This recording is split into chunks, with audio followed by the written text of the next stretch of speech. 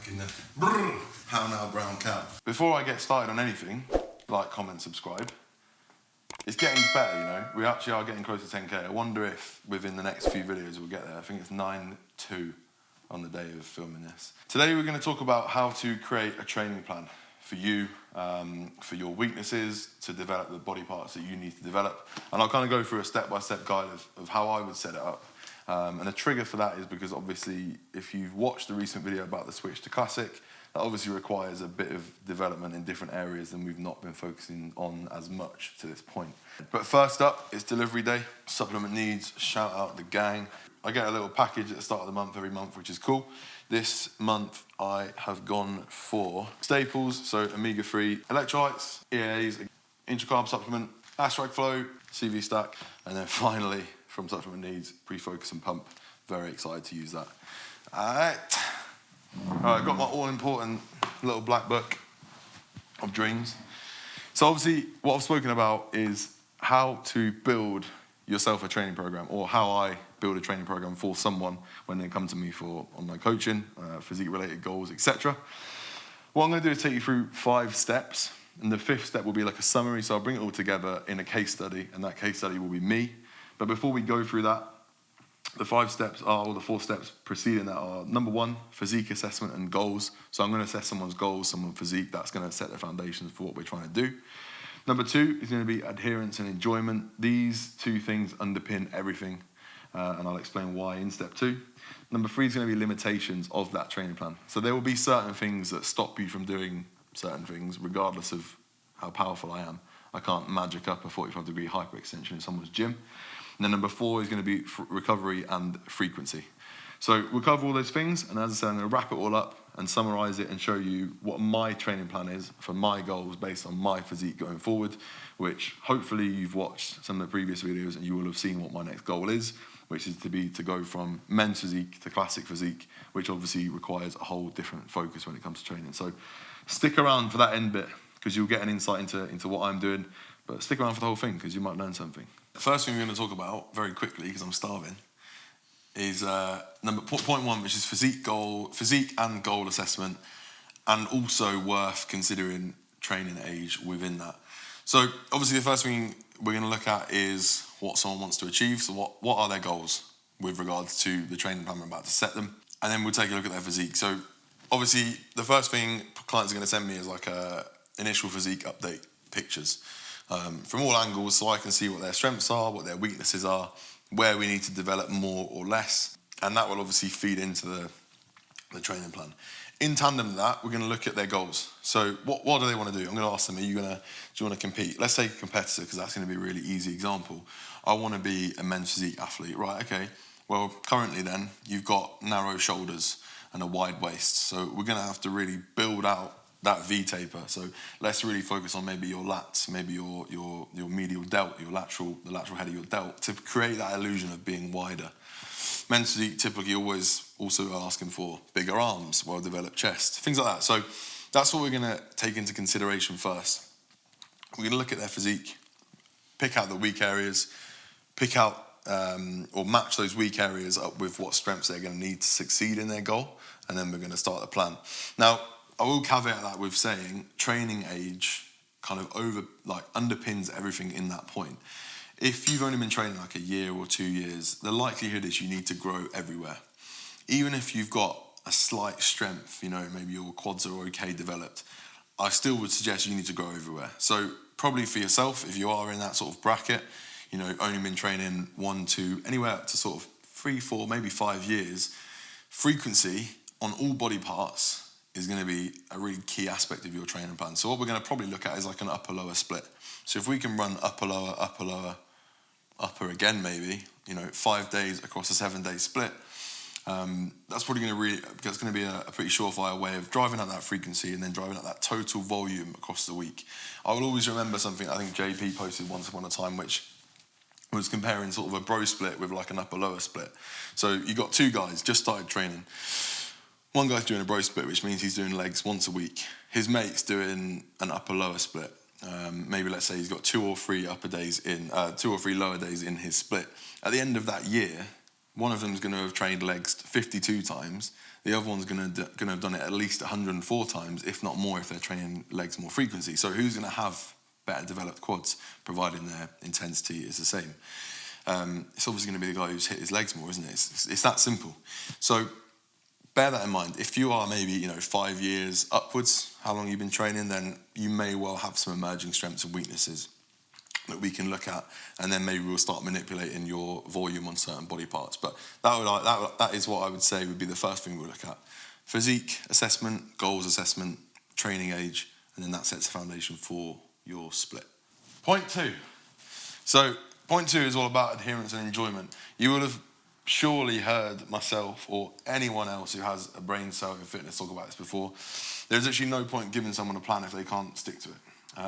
And what makes us stick to things is if we enjoy them, if we get pleasure out of them, if we want to look forward to doing it again. So building a plan that someone can both adhere to and enjoy, they kind of interlink, is very key. Now, enjoyment, how are we going to make a plan that someone enjoys? I mean, most of the time when someone gets a new training plan from their coach, it's pretty exciting anyway. But what I'll do is I'll take preferences from that client. So we're going to look at what movements they enjoy, what movements they don't enjoy, what movements cause them pain, what gym they go to, how long are they able to train for. All these things are going to make for a plan that they can enjoy and adhere to. Fucking hell, how many times am I going to say that? What I meant to talk about there was also time. So we have to bear in mind how long someone has to train, how many days per week they can train realistically. Do they train in their lunch break? Do they train pre-work? Because there's nothing worse than setting someone a training plan that they literally can't complete because they don't have the time. Because that would stress me out. If I had to get to work, the gym only opens at 6, I have to be at work at 9, allow for travel time, allow for having a shower, I've only got an hour and a half to train. Well, if my plan actually takes me an hour and 45, that's going to really upset me and stress me out because I'm not getting as much as I can out of my training plan. So bear that in mind when you're building someone's plan. That is something I would bear in mind when building a plan. If you're building your own plan, just be realistic. Put movements in that you like. Put movements in that you are able to perform comfortably. Put movements in that you can execute well, that feel great for you. And that is going to essentially make sure that you can remain consistent with it. And honestly, consistency will underpin anything I do. I could write someone the shittest training plan. If they stuck to it for 5 years versus writing someone the best training plan in the world and they stuck to it for 1 year, the person who did it for 5 years will come out on top. That is how important it is. So bear that in mind. And I think if you are not one of my clients, but you've got a coach elsewhere, bear that in mind when you're getting your plan as well. They really need to be taking into consideration your preferences and what you want to do with your plan. I've had an example in the past where a client's come to me, he's only ever done a bro split before. And I want to explain to him that a bro split is not the best option for him, it's not optimal. But if he turns around and he's like, I get him on upper lower and he hates it, it's pointless, he's not going to do it. So you have to work together with a client. Obviously it's my job to bridge the gap between enjoyment and optimal performance. So that's what we find in the middle. So number 2, adherence and enjoyment. What I'm going to talk about is limitations. This one may seem quite obvious, but I think you'd be surprised that many people don't take it in consideration. There is no point me programming someone a hack squat if they don't have a hack squat to perform the hack squat on. So we have to consider what equipment the client has access to as number 1. And then we have to consider, do they have any injuries? Are there any movements they simply can't perform because it causes them pain or they've got an impingement? That's something we need to bear in mind. What I will say on that is, if it's a really key movement and we don't know why they feel pain, I think it's really worth exploring that. Because if we need that movement, or, we don't need any movement, but there are certain movements that are really worth having in a training plan. And if we just say, no, I can't do that, you're probably missing out on some progress that you could be having. So let's work around that and see if we can get that client to perform that movement without pain. Do we need to refer them to a specialist? Do they need to go and see a physio? Or is it just a biomechanical disadvantage, in which case that's fine, we can work around that.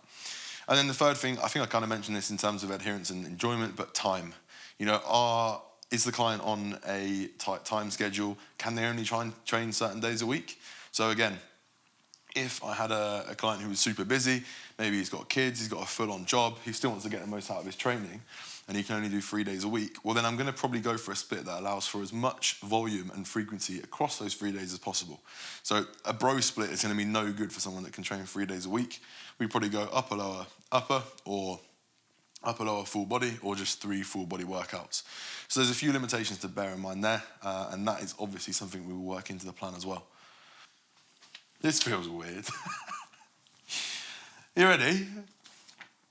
Right, number 4, recovery and frequency.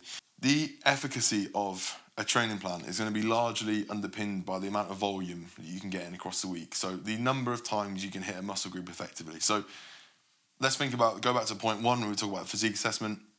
If I've got really weak hamstrings or a really weak back, hint, hint, I'm going to want to hit them multiple times a week. I'm going to want to hit them multiple times a week effectively. So rather than doing 20 sets on my hamstrings on one day, let's think about the second half of that 20 sets. Probably going to be pretty shit. I'm going to be fatigued. They're not going to be optimal. They're going to be a lack of effective reps. If we split that workload out, let's say I split that 20 sets over 3 days. So I do, 7, 7, 6 on 3 different days. Each day is going to be a lot more effective. I'm going to probably get a good 5 or 6, maybe 7 effective sets out of each session. So when we look at recovery and frequency, I'm going to try and drive that frequency as high as possible on all muscle groups, but particularly on weak muscle groups if we have them. The other side to that is we need to consider your recovery. So once again, there's no point in me hitting hamstrings 3 times a week if one of those sessions I'm not recovered for. So let's say I do them on a Monday, a Wednesday and a Saturday. Am I going to be recovered by Monday to hit them again effectively or not? And that is what we need to bear in mind when we're building a training plan. No point driving frequency up if you can't recover from it. But also the flip side to that is when you build a training plan, you're going to have to start somewhere, right? Every single different person will have a different recovery capability. I might be able to recover from hitting hamstrings 3-4 times a week. Someone else might be sore all week from just hitting them once. So we have to bear that in mind. That when titrating volume up or down, I would just set someone up on a relatively sensible number of sets. Let's say 10 to 12 sets per week. We know that anywhere between, 10 and above is going to be effective. So if we set them up on 10 sets a week, if they're recovering absolutely fine, if performance is good, we can nudge it up. And we can keep doing that until recovery no longer is in a good place. And then vice versa. If it hurts, there's not enough time to recover, we can pull that down. And that is really how we'd go about sorting out recovery and frequency.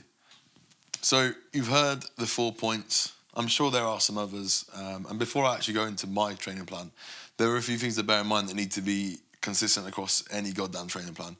As I've alluded to a few times, number 1, just stick to it. You don't need to rotate a training plan every 12 weeks. Honestly, I would stick to a training plan for about 6 months or until you simply can't progress movements anymore. But you really should be trying to stick with a training plan for a good period of time.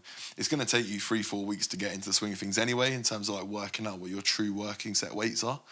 And then you've got to try and spend the whole time running things up. And I'd sooner make small tweaks than a complete overhaul if it is before that sort of 4, 5, 6 month period. Because the longer we stick to something, the more chance we have of being better at it, unless it is total shite. So that's number 1. Number 2, train to intensity or within a proximity to failure. So either complete failure or within sort of 1 or 2 reps to failure. Studies have shown that there's not too much more to gain from going to complete failure. It tends to eat into a bit more of recovery capability. I think it's a valuable lesson for people to learn. Like, how do you know what failure is if you've never really been to it? And then just in terms of like number of sets, I've kind of already alluded to there with frequency and volume. Start at a pretty standard amount, so let's say 10 sets per week per muscle group at least, and then you can titrate that up or down. In terms of sets and reps, well, I've already done sets, but in terms of reps, like anything between that 6 to 30 rep range is probably going to be good for hypertrophy. The majority of work wants to be in the maybe 8 to 12 range, 8 to 15, but I think going as low as 6 can be good to sort of break through to new weights. And don't be afraid to train in those high rep ranges. Like my plan will have the plans I'm building for people in my own plan definitely have some sets that are as low as 6 reps and some that are as high as sort of 30 reps. So I think that covers everything. Now you have all that, let's take a look at mine. Okay, so what we'll do is just very briefly sort of go through my situation, my goals, my physique, my preferences, and basically the training plan that I need to reach those goals, right? So obviously I am looking to go from men's physique to classic physique. I've been training now for around 10 years, so I've got a pretty good training age. I would say my strengths and weaknesses. Strengths would be arms, quads not bad, my chest isn't bad, my delts are pretty good. I would say weaknesses would be hamstrings are a glaring weakness. General sort of maturity in the back, the posterior, so lats, rhomboids, traps, etc. And my abs actually would also be a weakness. I think that's the main 3 weaknesses. So with that said, what I've got here is a split that plays into those things. So my split is a 5-day split. We have push, which is pec dominant and triceps on day 1. We then have a pull and ham session. So obviously the kind of whole posterior there. We then rest on Wednesday. We then go back into push. So we got delts and upper back. So again, another day with back involved. Then we have a lower day. That is largely quad focused, but there's some ham work in there as well. And then we have pull and biceps. So a 5-day split there. My back is getting hit in some form 3 times a week. My hamstrings are getting hit twice a week. My delts are getting hit twice a week. And my chest is getting hit kind of 1.5 times a week. And then arms, like twice directly, twice indirectly. In terms of preferences for me, obviously I'm fortunate enough that I can sort of spend as long as I like training. That's kind of the time that I centre my day around training. In fact, I almost feel pretty lost on rest days. So I can spend as long as I like in the gym, which is great. I don't have kids or anything to worry about, so the days that I train are completely up to me. In terms of kit limitations, at the moment I've got a really great facility, which is Le Coach, which you'll be able to see in the next video because you're about to go and hit delts. I've got access to great kit. There are some limitations. It's a small gym, but there's a lot of kit available. In terms of injuries and impingements, I really struggle with lower back loading. So a hack squat is kind of all I've been able to get away with recently, or over the last few years, but I am really, really working towards now, particularly in this block, some solution for myself when it comes to hip hinging. So I've never been able to deadlift from the floor, never been able to deadlift at all really. Any load that really compresses my spine tends to be a bit of a nightmare. I'm trying to relearn that process, and again, that's what I was getting at when I said earlier, if there are movements you can't do, but they're pretty integral, it's probably worth looking into that a bit more and putting some effort into fixing that. And then yeah, you've heard from my split there. I'm not going to go through every single movement. I'd be here all day. And also, it's obviously Callum's work, so I follow that of my coach. But you've got my split there. You've seen the frequency. That's how I sort of work it out. I think the final thing to say is, like, please don't copy my split. Like, you probably haven't got my physique. You probably haven't got the same strengths and weaknesses I have. You've probably not been training the same time, same goals, etc. So this video was all about equipping you with the knowledge and the technique that you need to build yourself a really effective training program, or of course know what a good one looks like from a coach. I did forget to mention something quite important. You may or may not have seen, you will definitely see in the description if you just go down below, I've got my ebook, which is the Hypertrophy Training Guide. Where it's not personalised and individual, it's a pretty good way to see how I program effectively for people, and you can pick it up for £49.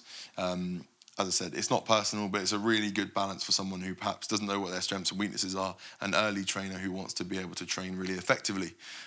So drop down into the link. If you want something a bit more personalised, obviously coaching is open. Again, you can apply from that in the description, and then I can be in touch with next steps.